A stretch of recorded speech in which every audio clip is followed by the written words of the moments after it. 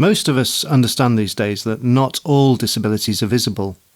In this edition of our EDGA podcast, Sweden's Erika Malmberg helps us to remember that although every individual is different, we can all share a love for playing the game of golf.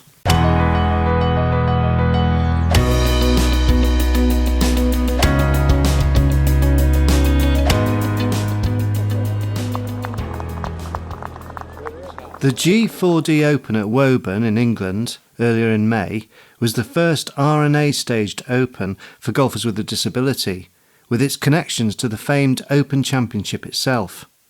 This was a historic affair, offering a week of firsts for many of the 80 competitors from 17 countries around the world. Few present will have done more to spread awareness of the benefits and also the personal challenges of golf and life than Erika Malmberg. Each competitor is assigned a sport class that references their impairment in playing golf. Erika's class is Intellectual 2. This bright and erudite 38-year-old from Karlstad in Sweden decided to sacrifice her practice day on the eve of the G4D Open to deliver by invitation a presentation at the official symposium on G4D, which means Golf for the Disabled. Running alongside the tournament, the symposium was attended by assembled delegates from 15 of the world's golfing nations. Diagnosed with autism and ADD, Erika wants to help tackle misunderstandings about a disability which isn't visible, addressing common misconceptions that she all too often experiences, including comments like, "It doesn't show," or "Why can't you just focus?" and "Surely it doesn't affect your golf." It is these misconceptions that made Erika elect not to practice, but instead speak. She felt it was right, and this is what she said before the event. I don't have a problem speaking in front of people. I'm used to that. It's mainly my job. I know that I won't be able to do a practice round and speak at the symposium the same day, so I will cancel my practice round on Tuesday.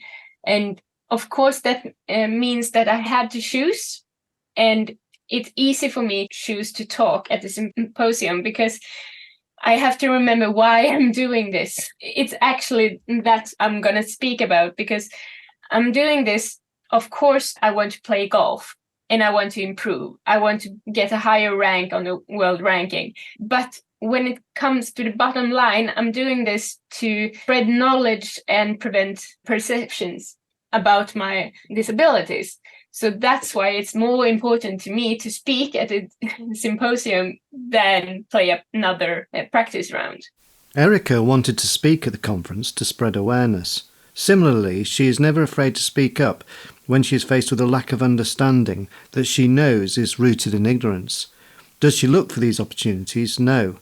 But on more than one occasion, she has faced her fears, despite it being upsetting for her, to help others better appreciate her condition and those of others with hidden impairments. Listen on a bit and you'll find out how Erika was received by the symposium audience at Woburn. Meanwhile, at the golf course, Erika can offer a seemingly confident hello on the way to the first tee in a competition. After all, here is a business owner with a career, loving the role of being a mum. She is a former police officer in Sweden and a champion-winning rifle shooter from a young age. She may look confident, but her thoughts may be anything but. However, Erika says that at least with golf, the rules are very clear. In the rest of her life, she often feels she is navigating through her day in a different language to everyone else. The first thing that comes to mind is that you actually have rules about how to behave. I wish we had it down in normal life as well, because my main difficulty with autism is that I can't read body language, and it's quite limiting. And the problem is that I don't understand that I can't read it. So my brain is thinking that it knows how to read body language, but I am wrong in 90% of the cases, and I'm not realizing which 10% that are correct. Erika will tell you about the acute anxiety she can feel on the first tee if she believes her playing partners may not be on time, wanting to scream across to them on the practice putting green to hurry up, or that she will struggle to deal with her high emotions on the course, though each time she plays she is learning to control her reactions to these better. Her thoughts on the course are like walking along in the dark with a flashlight, she says, pointing here and there in panic, searching for the right path, often in vain. For example, I have noticed that things that I have done to show people how much I care about them, they have received the information in a way that they think I don't care about them. We don't speak the same language. So, for example, I don't ask that many questions to people because I feel like an intruder. I used to work as a police officer. I asked a lot of questions and it felt intruding. Erika combats these pressures by writing detailed lists of everything to remember. But nothing is straightforward, and the pressure of a golf competition day multiplies this stress. Yeah, from the morning it's listen to podcasts, it's yoga to warm up the body, it's get dressed, take my medicines, eat breakfast, go to the course, range practice, chip and putt practice, actually visit the bathroom. I would forget it if I didn't write it down. And then the last thing before going to first tee is mindfulness. So the challenge is significant. For example, at Erika's first EDGA event in 2022, out on the golf course, taking time out behind a tree and taking deep breaths were needed to calm herself down after a nervous crisis on the course. I actually have a picture on my phone where I have 15 smaller pictures of favorite moments that makes me happy. Because if I get a positive feeling, it's affecting the chemicals in my brain and it's easier to get back on track. If it gets worse, I have a video clip. I won a Swedish competition last year and the club manager said, on the first place, maybe the happiest person I ever met, Erika Malmberg. And then I was, I'm a happy person. So every time I played that clip, I get reminded of that I'm happy. 4 of these 15 pictures feature her beloved young son Philip, who travels with Erika to some of her EDGA tournaments and who enjoys just hanging out with her fellow players and volunteers. Yet with all these challenges and tribulations, people will still say it doesn't show and surely it doesn't affect your golf. My answer is that you're probably right, says Erika. If I played every time on the same course, with the same friends, with the same weather, and the same lie, with the same club, with the same results, the same energy, same golf ball, clothes, the same background noise, and the same movements from all around me, it may not affect me. Instagram is a good platform to discuss her golf, sport, and living with autism, and Erika's audience is growing and appreciative of her message. She mentions 3 people who have signed up to EDGA via Instagram following her communications, and Erika believes she can inspire more people with a disability to try golf, particularly young people who at times only see the limitations around their impairment. And I'm doing it because I don't have that much to lose. If it's hard for me, then it's even harder for a teenager. Helping young people with autism to find their own way is now important to Erika. Her own work can be stressful and her condition means she struggles with deadlines, so she ensures for her colleagues and clients that the standard of delivered work is of the highest quality possible. Her clients stay with her and she believes this can show others with autism that you don't have to be entirely conventional to succeed. Life can get in the way of any good plan, so you just need to do your best. Performance first, follow the process in life and golf, and then good results can follow. It doesn't add up. I'm always behind. I have really nice customers that still are customers, strangely enough. But I have to do a really good job because otherwise I would be out the door. I have a lot of people around me supporting me in different ways.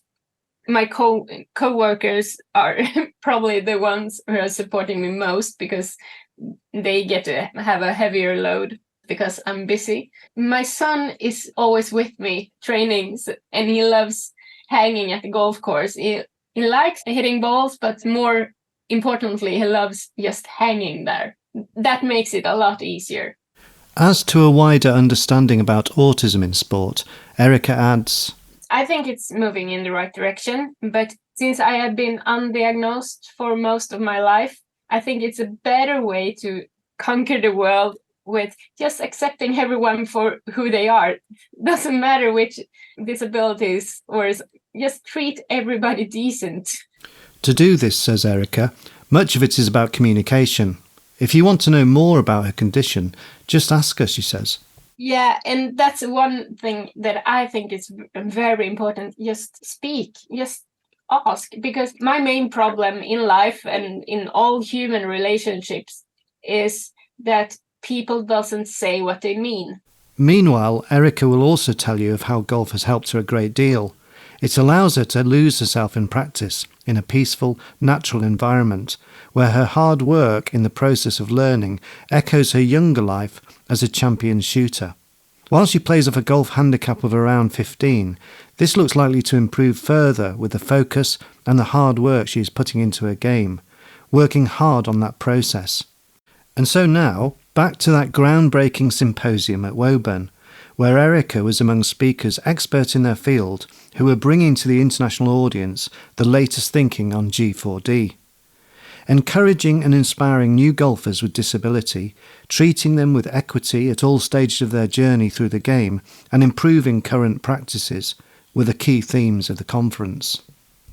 Both Erika and fellow EDGA player Mike Jones of Wales spoke brilliantly about their respective golfing journeys and how the sport has inspired them. Erika talked delegates through her personal challenges in playing golf and how she keeps learning the game because she loves golf so much.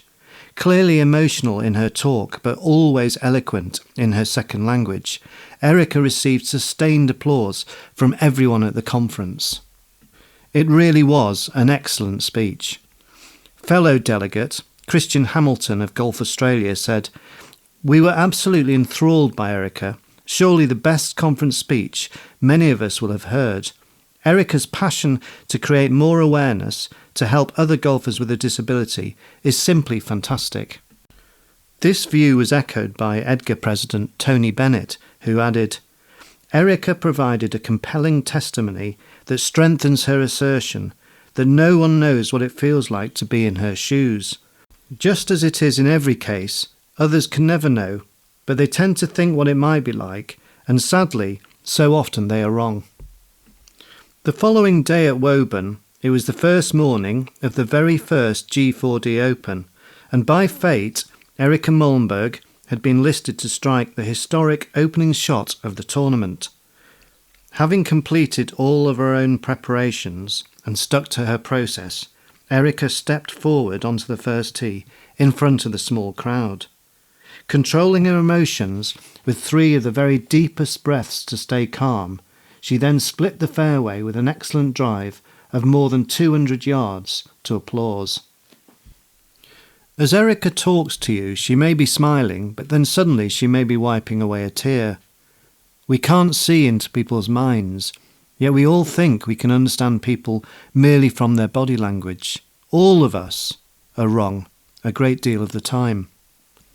Erika Malmberg may have missed that practice round at Woburn to deliver her speech, but at this G4D Open Championship, she had certainly been a role model for others to follow. A good performance on the course for sure, but a remarkable symposium presentation that made a genuine impact on listeners. It was highly thought-provoking, perhaps turning the dial for far greater understanding in the varied, sometimes wonderful, life of the mind.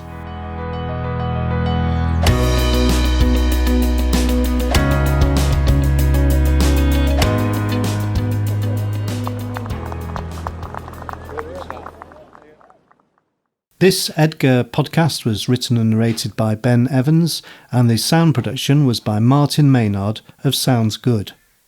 You can find more stories of people with a disability thriving through golf in the profiles section of the EDGA website at edgagolf.com, and you can contact members of our team through the website.